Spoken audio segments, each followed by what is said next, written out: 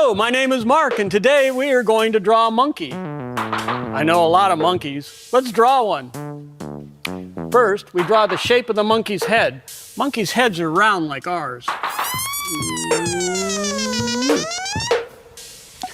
They have big ears like ours. Yeah. Then let's draw a monkey's face.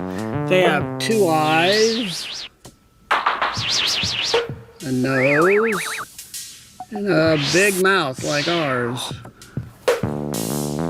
Now let's draw the monkey's body and its arms and legs. There we go.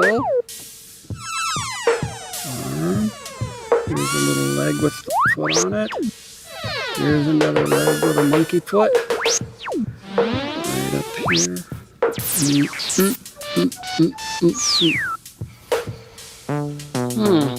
Something's missing.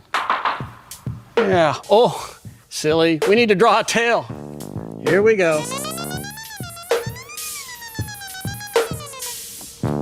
There. That looks like a monkey to me. Thank you for drawing a monkey with me today. We'll see you later. Hey, my monkey left. Come back. Come back.